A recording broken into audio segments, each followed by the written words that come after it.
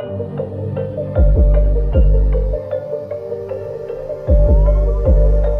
the European Union is coming to terms with the changing strategic environment, it needs to do more to provide for its own defense and security.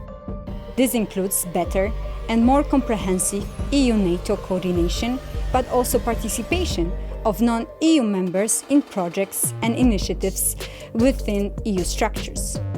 Within this in mind, we are running a research project that will provide an overview of the current modes of participation of third countries in EU defense integration initiatives.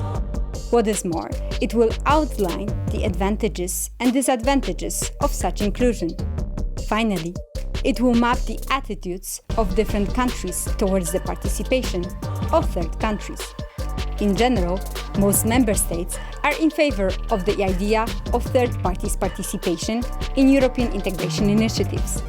The devil lies, however, in the details. Based on our desk research and 11 interviews conducted between March and June this year, we concluded that member states can be grouped into 4 categories. In favor, such as East Flank nations, the Benelux states, and the NORDEFCO members. In favor, but with some reservations. Those are Big Four: France, Germany, Italy, and Spain. Indifferent, that have not yet taken a strong position, but they are likely to align with the opinion of majority.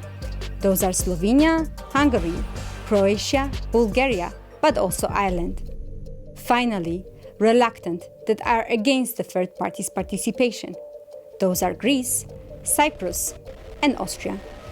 Both positive and negative attitudes are driven by a mix of patterns of member states' regional cooperation, the threat perception, but above all, the characteristics of their defense industries. There are 3 fundamental reasons why the EU would benefit from enhancing the third parties in its defense initiatives. The first reason is geopolitical. The EU will have to provide for its own security, and there is no doubt it will be easier with like-minded countries such as the UK or Norway. Secondly, the UK's decision to leave the EU results in the damage for the EU defense capability, losing nearly 30% of all EU defense assets. It is therefore in the EU's own fundamental interest to keep the UK in European security. Thirdly, several of neighboring countries, particularly the UK and Norway, are linked to the EU partners by agreements and regional and bilateral cooperation. Nonetheless, cooperation with third countries has both advantages and disadvantages. Advantages include contribution with relevant capacity for military operation, technological know-how, innovation. A lot of third countries' defense companies already work very closely with the EU partners. They bring political strategic benefits of working closely with neighbors and non-EU NATO allies. Their involvement in the EU projects helps to safeguard the unity of NATO. Defense cooperation may result in positive spillover effect in other areas of cooperation. However, there are disadvantages too.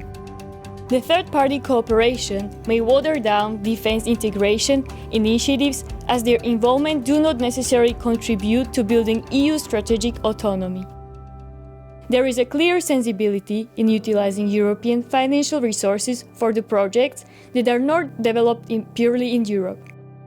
And last disadvantage concerns the legal aspect where security of supply is too dependent on a third country, which slows down the decision-making process. The impetus for European defense integration is undeniable, but we should not take for granted that it will translate into enhanced ability of Europe to provide security for the continent. To move closer towards this goal, we need to intensify our effort to develop politically sound, organizationally efficient, and industrially complementary relations with like-minded countries. This project is funded by Norwegian Ministry of Defense. If you would like to find out more, go to our GLOBSEC webpage and read our policy paper.